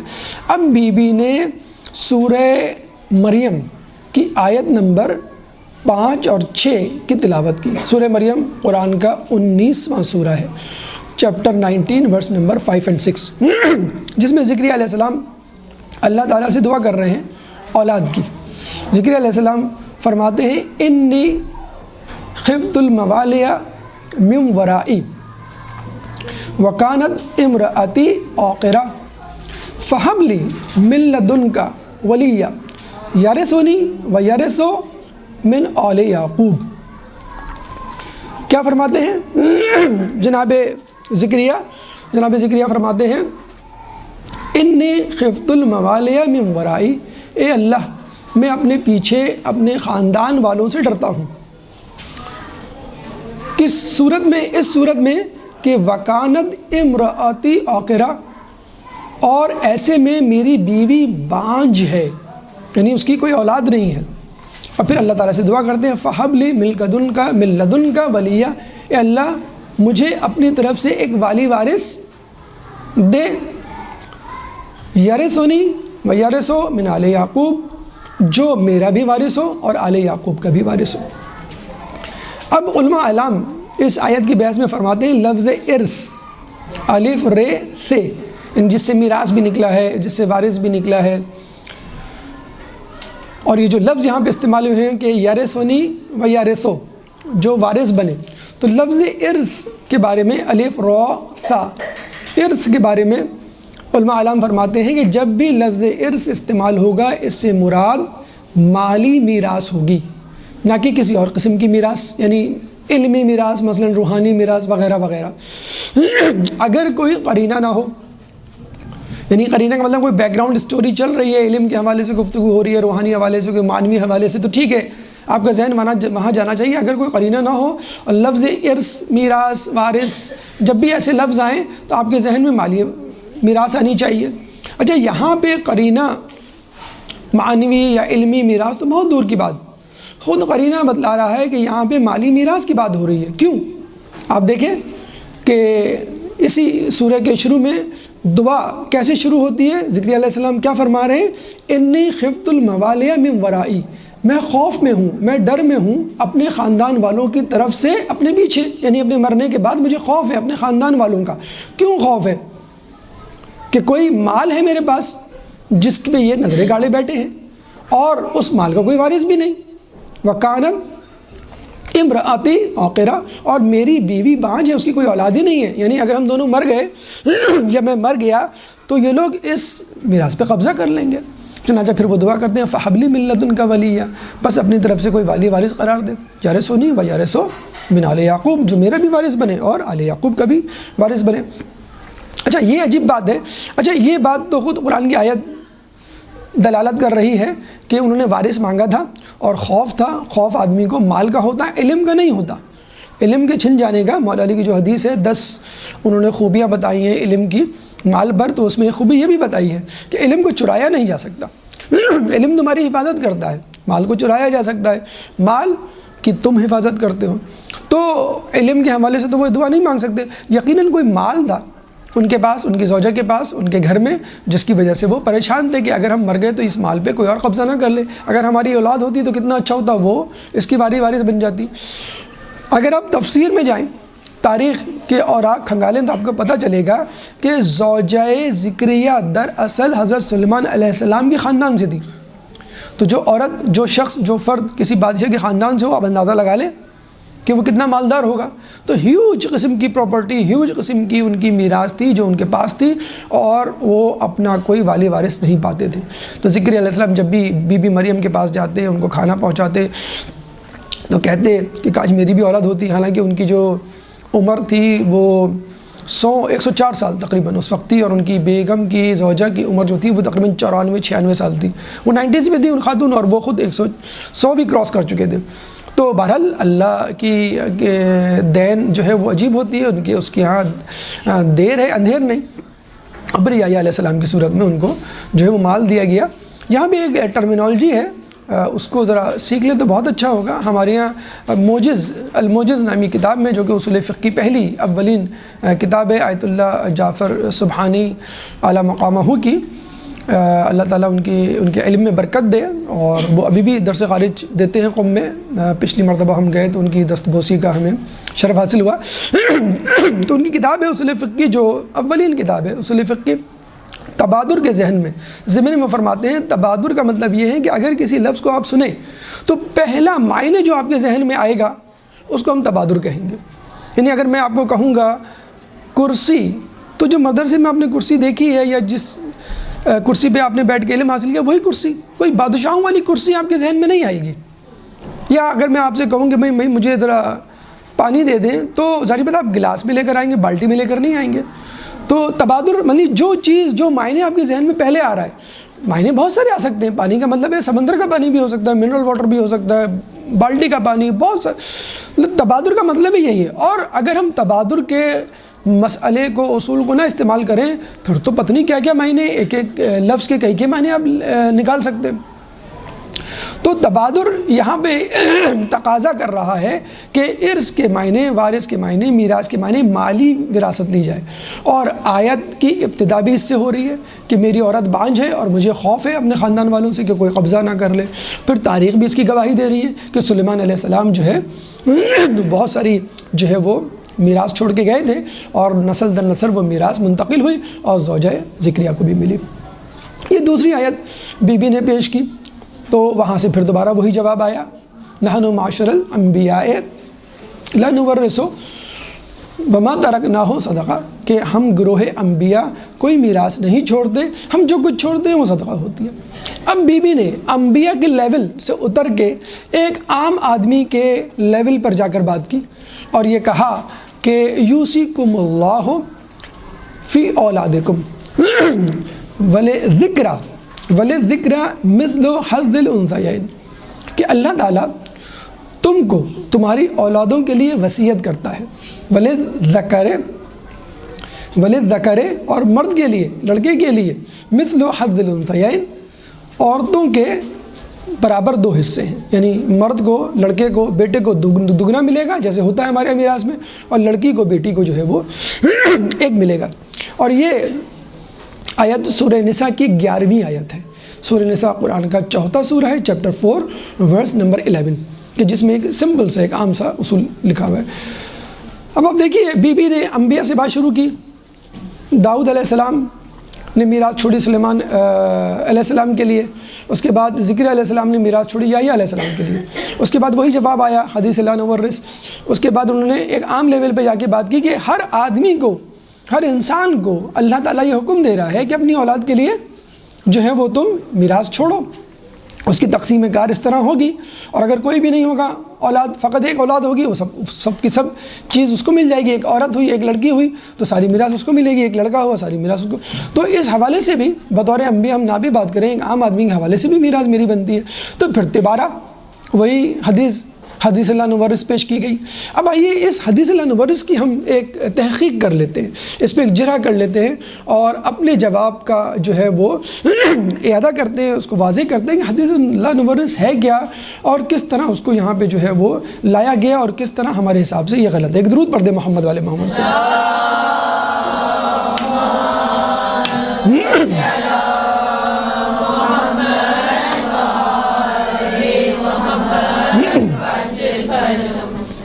دیکھیے آپ غور کریں، بی بی نے بطور میراث بلکہ بطور ہبہ جب بھی بات کی قرآن سے بات کی، انی تارکن فیکم مستقلاً کتاب اللہ و عطرتی. حالانکہ اگر بات کرنا چاہتی تو بطور عطرت بھی بات کر سکتی تھی کہ میں تمہارے درمیان 2 گراں قدر چیزیں چھوڑے جا رہا ہوں، یہ قرآن ایک عطرت. تو جب عطرت موجود ہے تو بس اس کی بات مان لو. لیکن انہوں نے اس کا ناجائز فائدہ نہیں اٹھایا، مس یوز نہیں کیا اس حدیث کا. ایک قرآن کی آیت پیش کر دی جو سب لوگوں کے لیے قابل قبول ہو، اور اپنے آپ کو اہل بیت کے ذکر سے انہوں نے اسٹیٹس سے ہٹا کے بطور مسلمان پیش کیا. چنانچہ ہبہ کے لیے بھی سورہ بنی اسرائیل آیت نمبر 26 پیش کی. اس کے بعد بطور میراث جب بی بی نے بات کی تو پہلے سورہ نمل کی آیت نمبر 16 پیش کی، پھر سورہ مریم کی آیت نمبر 6 اور 7 پیش کی، اور اس کے بعد سورہ نساء کی آیت نمبر 11 پیش کی. تینوں قرآن کی آیت، لیکن تینوں مرتبہ جواب کیا ملا؟ حدیث لا نورث. دیکھیں عقل کے خلاف ہے. ایک آدمی آپ سے قرآن کے لیول پہ قرآن کی آیت سے بات کر رہا ہے، اس کو جواب آپ حدیث سے دے رہے ہیں. آپ کو چاہیے تھا آپ قرآن سے بات کرتے. پہلی بات تو یہ ہے کہ جو بات قرآن کی ہوگی وہ حدیث کی نہیں ہوگی، کیونکہ قرآن کی آیت کو ہم نہیں جھٹلا سکتے، حدیث کو جھٹلا سکتے ہیں. حدیث ضعیف ہو سکتی ہے، نمبر 1. نمبر 2، یہاں پہ تو جو حدیث پیش کی جا رہی ہے وہ صریحاً قرآن کے خلاف جا رہی ہے. اگر قرآن کے نہیں خلاف جاتی تو بھی ہم اس کو کنسیڈر کر لیتے، سوچ لیتے. یہ تو بالکل قرآن کہہ رہا ہے کہ انبیاء وارث بنتے ہیں، اور آپ ایک حدیث لا رہے ہیں کہ انبیاء وارث نہیں بنتے. اس کا مطلب ہے یہ ایک بہت سادہ سا اصول ہے، بالکل تمام فریقین کے درمیان تصدیق شدہ قابل قبول، کہ جب بھی کوئی حدیث قرآن سے ٹکرائے حدیث کو رد کر دو اور قرآن کو لے لو۔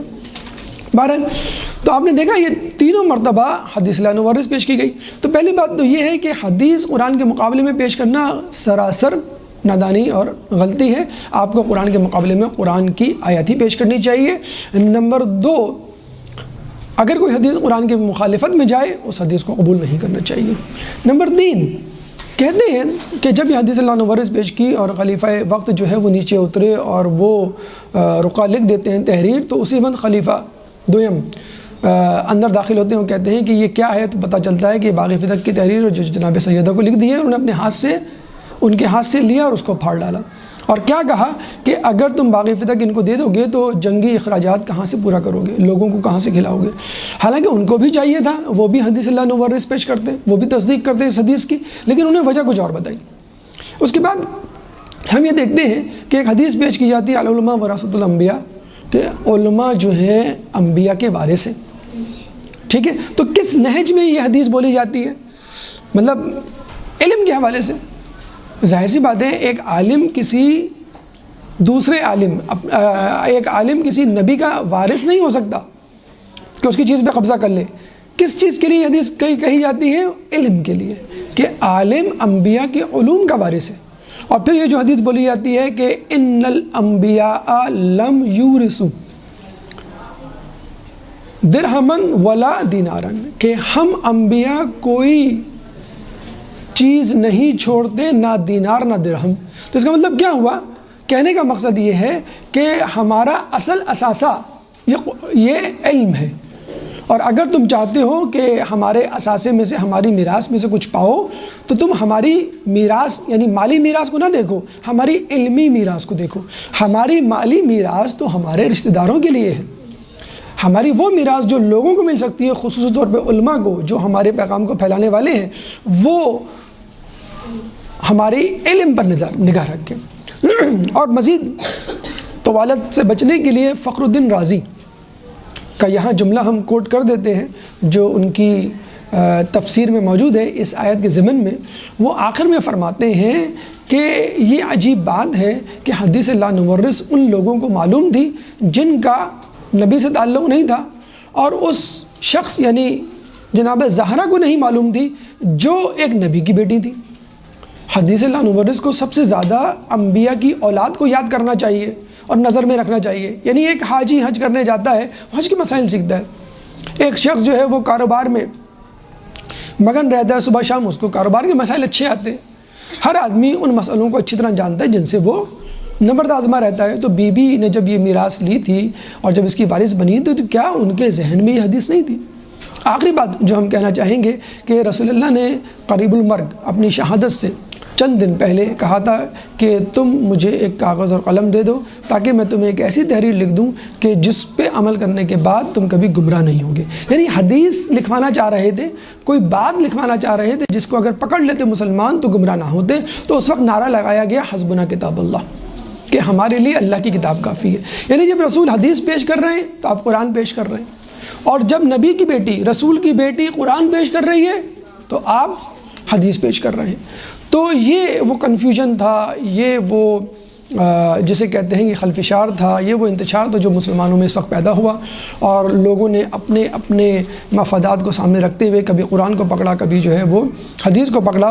حالانکہ قرآن اور حدیث کو مساوی طور پہ پکڑنا چاہیے۔ جب قرآن کی بات ہو تو قرآن سے دلائل دیے جائے، اب جب جو ہے وہ حدیث کی بات ہو تو حدیث سے جو ہے وہ دلائل دینے چاہیے، اور جب کسی اور انداز سے بات ہو تو اسی انداز سے۔ تو یہاں پہ بی بی کے قرآن کے دلائل کو رد کرنے کے جواب میں حدیث کو جو ہے وہ سہارا بنایا گیا۔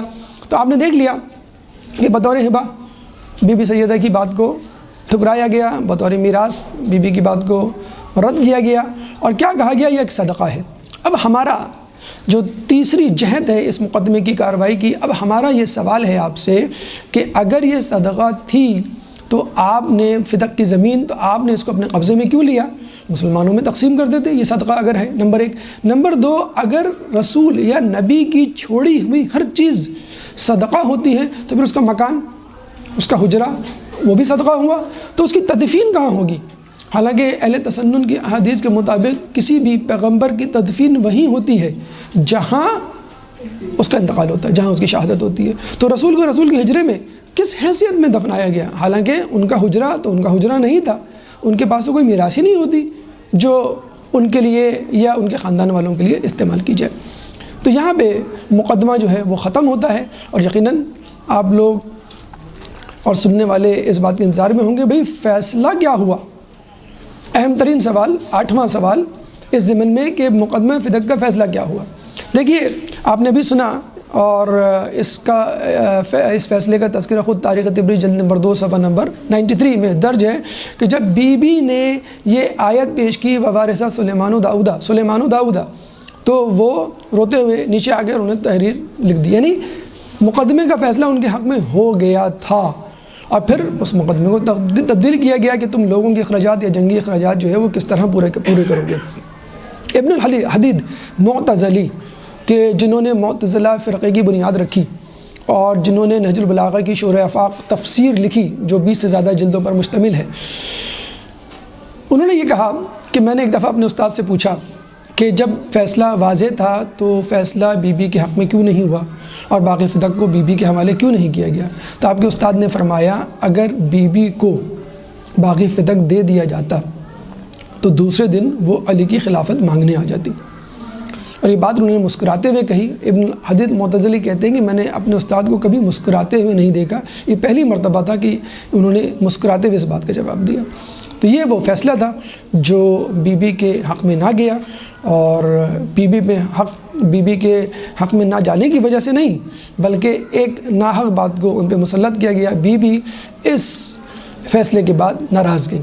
ہمارا 9واں سوال وہ یہ کہ بی بی کا رد عمل کیا تھا۔ ایک درود پڑھ دیں محمد والے محمد۔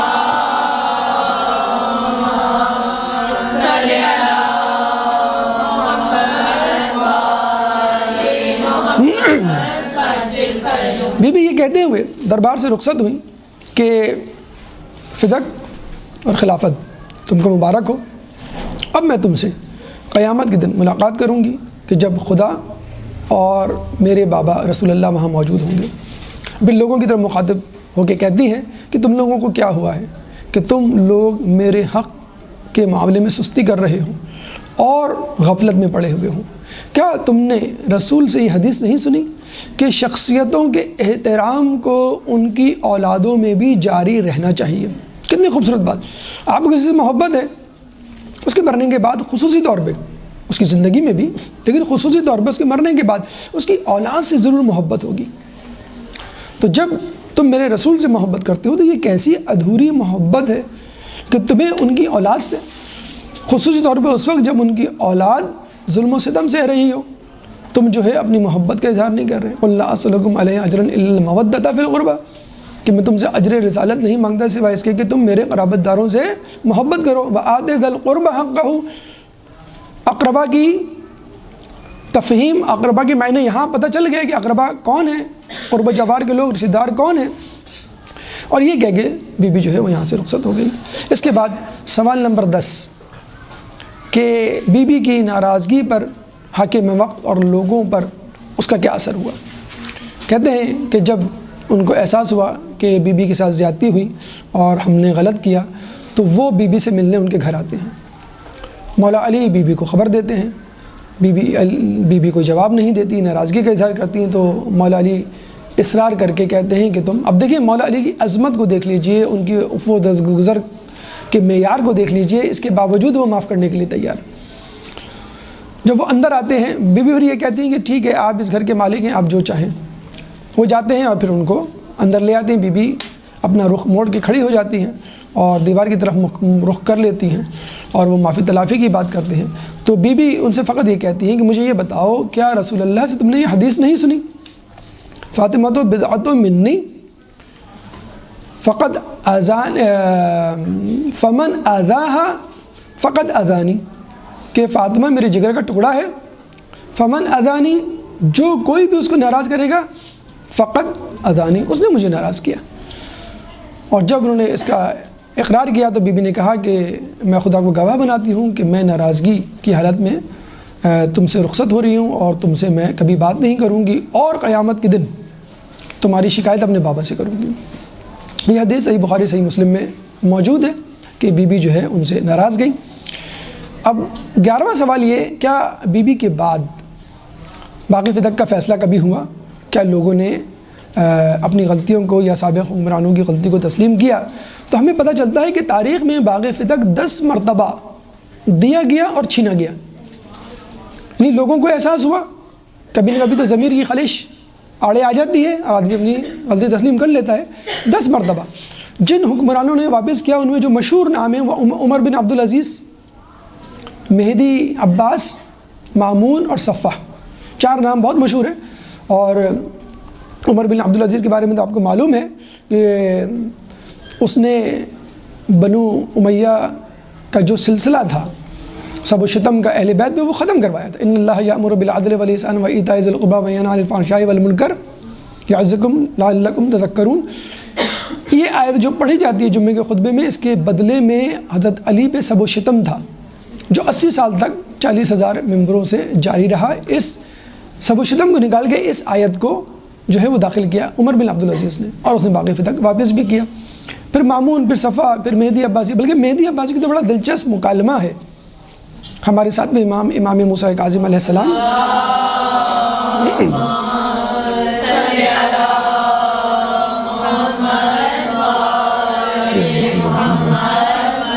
کہ جب اس نے آپ سے پوچھا کہ میں آپ کو باغ فتق واپس کرنا چاہتا ہوں، آپ بتلائیے کیا حدود ہے، کتنا بڑا ہے؟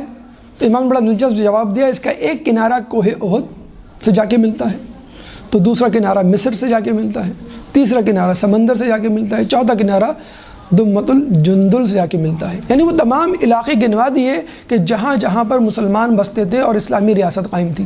یعنی بتلا دیا کہ فقط باغ فتق نہیں غصب کیا گیا، ہمارا حق خلافت تھی جس کو غصب کیا گیا۔ آخر میں ایک اہم سوال کہ بی بی تا وفات تا شہادت کیا اپنے اوپر ظلم کیے جانے والوں سے، ان لوگوں سے جنہوں نے آپ کا حق غصب کیا، خوش رہی یا ناراض گئیں؟ اور یہ حدیث بھی صحیح بخاری صحیح مسلم میں موجود ہے کہ بی بی نے باقاعدہ وصیت کی تھی مولا علی کو کہ جن لوگوں نے مجھ پر ظلم کیا اور جن لوگوں نے میری ملکیت پہ قبضہ کیا اور جن لوگوں نے جناب محسن کا سقوط کیا، ان لوگوں کو میرے جنازے پہ نہ آنے دینا، مجھے رات کے اندھیرے میں دفنانا اور میری قبر کو پوشیدہ رکھنا، اور میری نماز جنازہ میں ان لوگوں کو نہ بلانا جنہوں نے مجھ پر ظلم کیا۔ کہتے ہیں بی بی نے مولا علی نے آپ کی وصیت پہ عمل کیا اور رات کے اندھیرے میں آپ کو دفنایا۔ فقط 7 افراد آپ کی تدفین کے وقت موجود تھے۔ کچھ لوگ یہ کہتے ہیں کہ بی بی پردے کا بہت خیال رکھتی تھیں اور انہوں نے اس وجہ سے منع کیا کہ وہ نہیں چاہتی تھی کہ غیر مرد بھی یا نامحرم بھی جو آئیں۔ تو اس جنازے میں میثم اور مقداد بھی موجود تھے، وہ تو نامحرم تھے، وہ کیوں موجود تھے؟ مولا علی نے جس قبر میں ان کو دفنایا اس کی جو ہے نشانی مکمل طور پہ مٹا دی، زمین کو ہموار کر دیا اور 40 قبریں آس پاس بنا دیں تاکہ پتہ نہ چل سکے کون سی قبر ہے۔ کچھ لوگوں نے کہا بھی کہ ہم جو ہے وہ نماز جنازہ پڑھنا چاہتے ہیں۔ طارق جمیل صاحب کی کتاب میں موجود ہے کہ خلیفہ وقت نے ان کی نماز جنازہ پڑھائی، حالانکہ یہ حدیث جو ہے وہ کہیں پہ بھی نہیں ہے، اور بلکہ یہ حدیث موجود ہے کہ وہ جب گئیں تو انہوں نے منع کیا کہ ان لوگوں کو میری جو ہے نماز جنازہ نہیں پڑھنے دینا اور ان کو میری قبر کی جو ہے وہ نشاندہی نہ کروانا۔ تو ہم یہی کہیں گے یہاں پر آ کے لب لباب کہ مولا اور رسول اللہ سے زیادہ مظلومہ بی بی سیدہ ہیں کہ جو اس حالت میں دنیا سے رخصت ہوئیں کہ ان کی نماز جنازہ میں چند گنے چنے افراد تھے، اور اس حوالے سے ان سے بھی زیادہ مظلوم ہے کہ ان کی قبر آج تک گمنام ہے، کہ اگر کوئی فاتحہ پڑھنا بھی چاہے تو اس کو نہیں معلوم کہ آپ کی قبر کہاں ہے۔ ہم دعا کرتے ہیں کہ امام زمانہ کو ظہور ہو اور وہ آپ کی قبر کو جو ہے وہ لوگوں کے سامنے لائیں، نشاندہی کریں، اس پہ چراغ جلے اور ہم ان کی زیارت کریں، ان کی قرب فاتحہ پڑھیں اور اپنے لیے ان کے حوالے سے، ان کی شفاعت سے اپنے لیے قیامت میں نجات حاصل کریں۔ جو کچھ سنا اور پڑھا اس پہ عمل کرنے کی توفیق عطا فرما۔ اللہ تعالیٰ سے دعا ہے کہ ہمیں بی بی کی سیرت پہ چلنے کی توفیق عطا فرما، ہماری بیویوں کو بی بی کے حجاب کو اپنانے کی توفیق عطا فرما، جو لوگ پریشان حال ہیں ان کی پریشانی کو دور فرما، جو بے روزگار ہیں ان کو روزگار عطا فرما، جو باروزگار ہیں ان کو رزق حلال عطا فرما، جو بیمار حال ہیں ان کی بیماری کو دور فرما، امام کے ظہور میں تعجیل فرما، ہمیں ان کے انصار و اعوان میں شامل فرما۔